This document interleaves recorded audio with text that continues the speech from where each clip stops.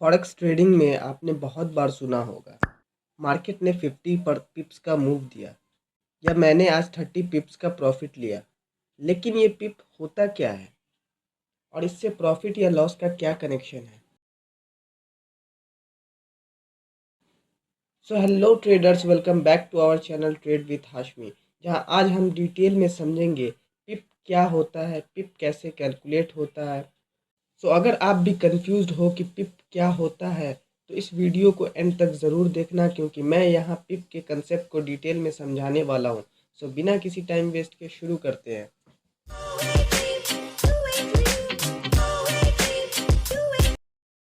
पिप का full form होता है परसेंटेज इन पॉइंट।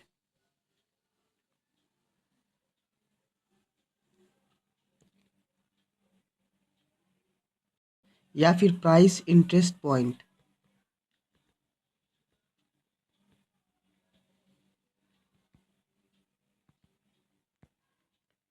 ये एक छोटी एसआई यूनिट होती है जो बताती है कि करेंसी पेयर का प्राइस कितना बढ़ा या घटा है।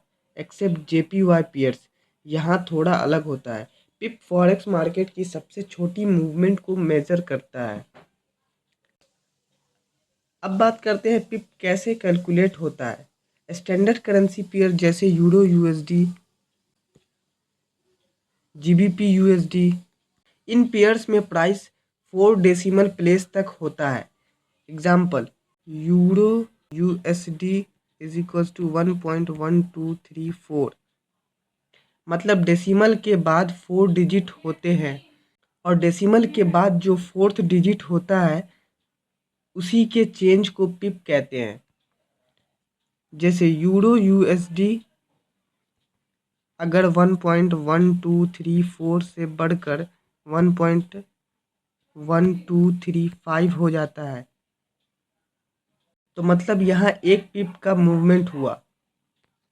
और अगर यूरो यूएसडी 1.1234 से बढ़कर 1.1240 हो जाता है, मतलब यहाँ 6 पिप्स का मूवमेंट हुआ।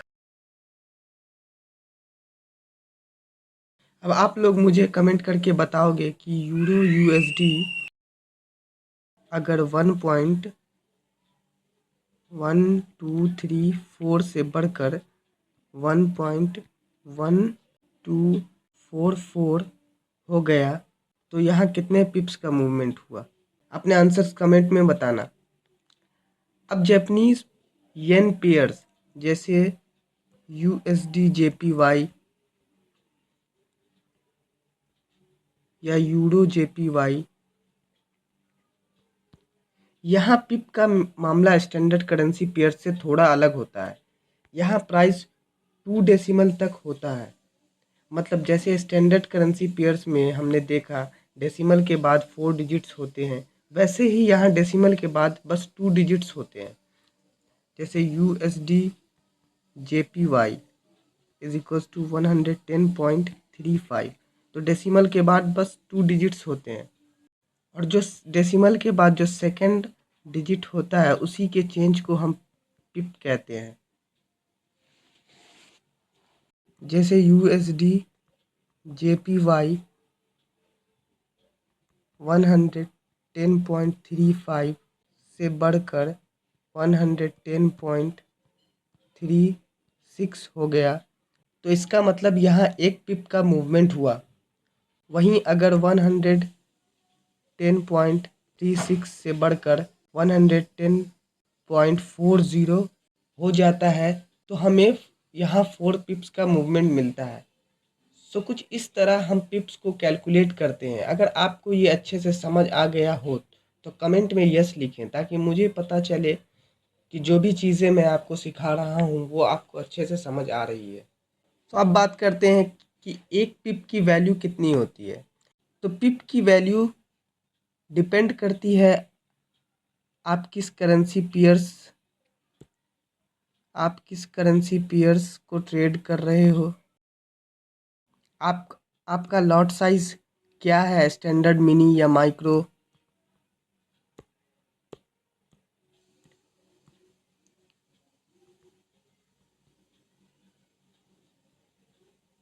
आपके अकाउंट की बेस करेंसी क्या है। सो पिप की वैल्यू टोटली इन तीन चीज़ों पर डिपेंड करती है।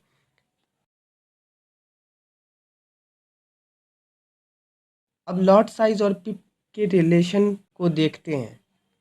अगर हम स्टैंडर्ड लॉट से ट्रेड करते हैं यानी 1 लाख यूनिट्स,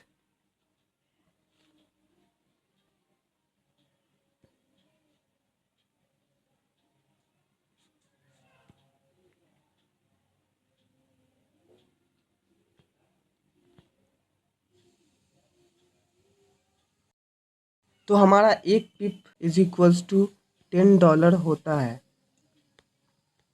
वहीं अगर हम मिनी लॉट से ट्रेड करते हैं यानी 10,000 यूनिट्स,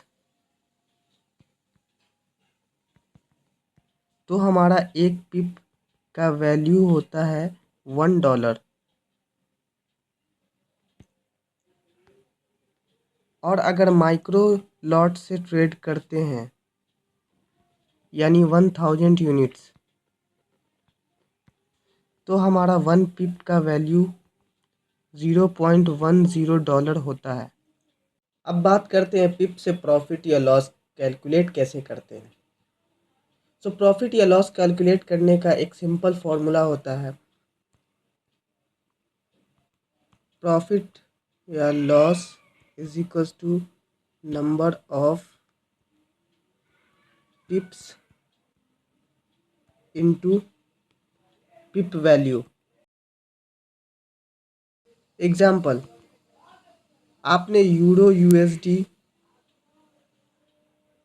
बाई किया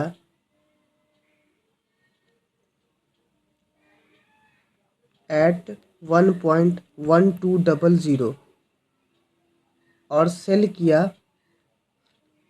एट 1.1230, यानी 30 पिप्स का डिफरेंस आया। मान लो आपने एक मिनी लॉट से यानी 10,000 यूनिट से ट्रेड किया था, तो pip value is equals to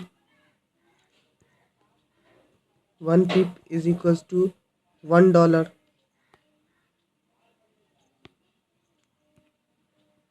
30 pip into $1 is equals to $30। ये आपका प्रॉफिट हुआ। अगर वही आपने एक standard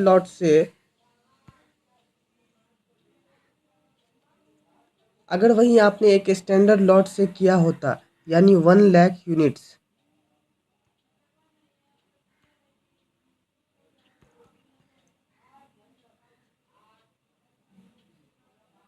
then pip value would be $10.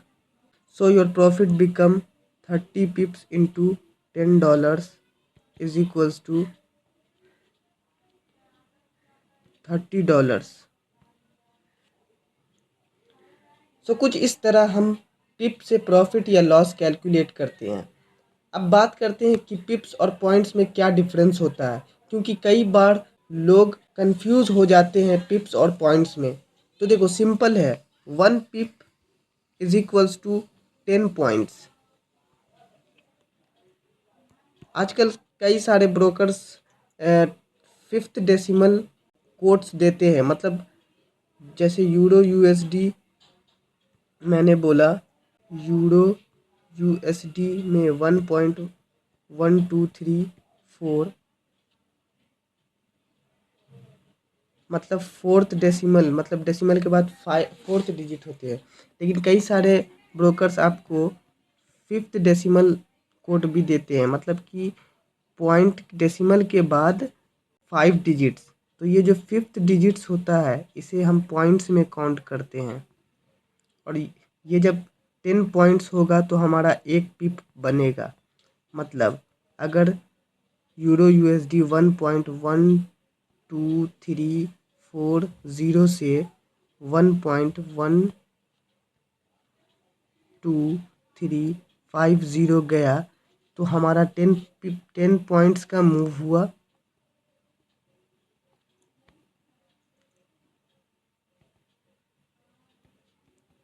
और 1 पिप का मूवमेंट हुआ।